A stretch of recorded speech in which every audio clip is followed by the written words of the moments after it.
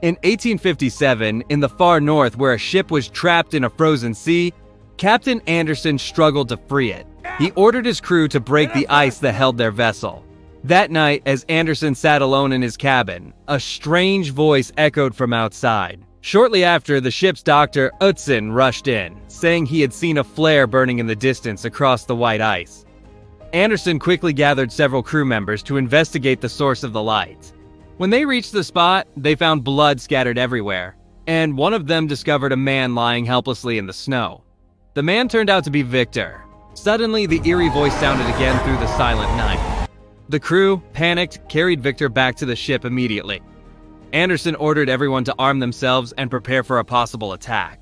Before long, a terrifying creature emerged from the darkness. The crew fired their weapons, but the bullets had no effect. The monster roared violently, tossing the men around like dolls before climbing onto the ship. It demanded that they surrender Victor. When they refused, a bloody battle ensued. One by one, the sailors fell. In a final decision, Captain Anderson called for a gun. He fired 3 shots at the creature, throwing it into the sea, but, horrifyingly, it was still alive. The crew quickly hauled up the ladder to keep it from climbing back. Enraged, the monster pushed the ship toward danger. Anderson aimed at the ice beneath it and fired. The surface shattered and the creature plunged into the freezing water, sinking into darkness. Afterward, Utzon treated Victor's wounds and gave him sedatives. In his weakened state, Victor warned that the creature would return to hunt him down and would never stop. He said the monster could not die and then confessed that he was its creator. With deep regret, Victor begged Anderson to promise that if the creature appeared again, he would surrender himself to prevent others from being harmed. Then Victor began to tell his story. His name, he said, meant the Conqueror, given by his father, a wealthy baron and renowned scholar who had married his mother for status and fortune. His father was often away, and when he returned, he controlled every detail of the household, even deciding what the family would eat. Victor grew up surrounded by conflict, listening to his parents argue about money and about him, leaving him fearful and isolated. His father often tested him with difficult medical questions, punishing him when he failed, though never physically, to preserve his reputation as a respected doctor. One day, before leaving again, his mother went into labor and began to hemorrhage. His father took her to the small operating room, leaving Victor outside, trembling in fear. Soon after, his mother died. A part of Victor's world disappeared forever, leaving him with a deep loneliness. Years passed. Victor's younger brother William became their father's pride, while Victor faded into the background unseen. Envy and confusion filled his heart. He often wondered how a doctor as great as his father could not save his own wife. Those thoughts grew into an obsession. Eventually, he confronted his father, accusing him of letting his mother die. His father replied coldly that death was beyond human control. But Victor, filled with rage, vowed to prove him wrong, to conquer death and surpass his father's knowledge. In his dreams, he saw a dark winged figure like an angel from the shadows, inspiring his determination. He would become master over life and death. The story then returns to the frozen north, where the mysterious creature again appeared from beneath the ice. Years earlier, after his father's death, William had gone to live with relatives in Vienna, while Victor traveled to London and later studied in Edinburgh. In 1855, at the Royal College of Medicine, Victor presented a controversial theory about life and death. He claimed that while birth could not be controlled, death might be delayed or even overcome. He believed that humanity could perform miracles through science, urging students to challenge nature's laws instead of merely obeying them. His professor Sontag doubted him, asking how such impossibilities could be taught. To answer, Victor revealed the corpse of a man, its arm replaced with that of a carpenter, and demonstrated his work.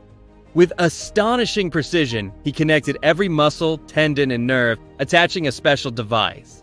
Before a crowd of disbelieving scientists, the body moved. Victor explained that it responded to an electrical current. Professor Sontag was furious, calling the experiment immoral and unfit for the lecture hall. To prove him wrong, he threw a ball toward the body, and to everyone's shock, it caught it. Smiling, Victor said, his brain decided to catch it. Yet the professor dismissed the experiment as unethical and unnatural. That night, frustrated and proud, Victor wandered the streets of Edinburgh, where he met a man named Hendrik Harman, a relative of William's.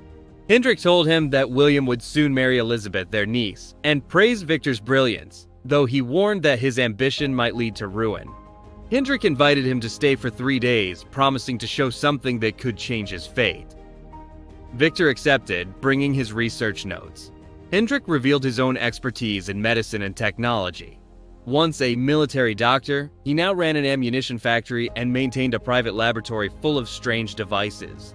There, he demonstrated preservation techniques using resin to display the human circulatory system.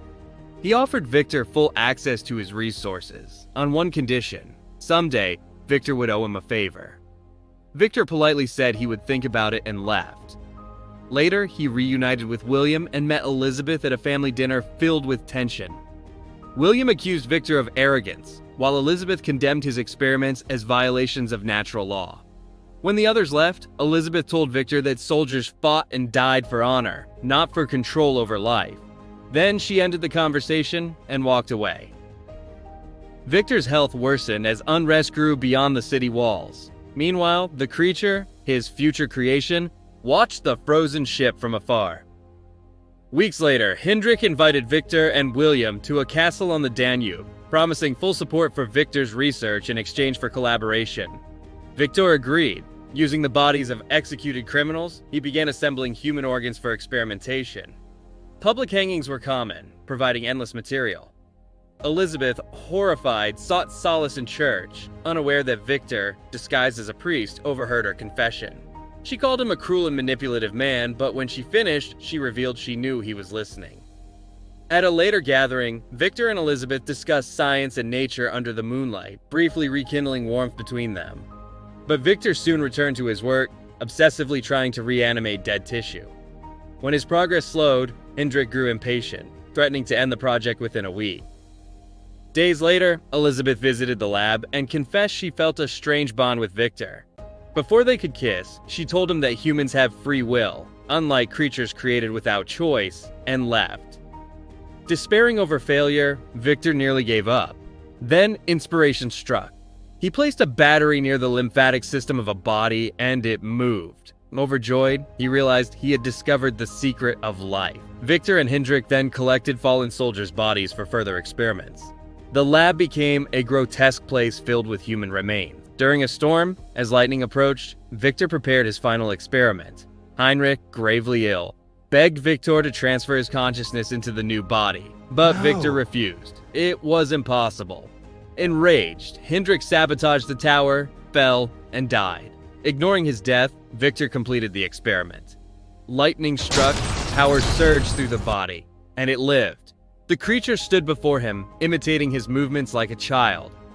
"I am Victor," he said, and the creature repeated the name. Victor embraced his creation and showed it the world beneath the castle. He cared for it like a father, though fear slowly grew within him. The creature learned quickly, but could only repeat Victor's name. When Victor's brother and Elizabeth visited, she discovered the creature locked in the basement and pitied it. But Victor, jealous and furious, accused the creature of ruining his life. He set fire to the laboratory and left as the creature cried out his name. Trapped and burning, it broke free and was swept away by the river. It wandered alone through forests and ruins, hiding from humanity. In one lonely cabin, it secretly helped a blind old man and his family, until fear and misunderstanding led to tragedy. Haunted and in pain, the creature returned to the ruins of the castle. Meanwhile, Victor tried to rebuild his life. William's wedding was meant to bring joy, but during the celebration, the creature appeared, seeking not revenge, but recognition. The guests attacked it in fear, and the night ended in bloodshed. When Victor saw the aftermath, he was consumed by guilt. The creature begged only for understanding and companionship, but Victor refused once more, swearing never to play God again. The monster fled into the snow, and Victor followed, both vanishing into the desolate north. Back on the frozen ship, the story came full circle. The creature appeared once more, gazing at Victor with pain and sorrow. "If you wish to end this, do it now," it said. But Victor looked back, not with hatred, but with remorse. The creature trembled between rage and love. "I forgive you," it whispered, and with a final act of strength, pushed the ship free from the ice, setting it adrift into open water. And thus, the story ends.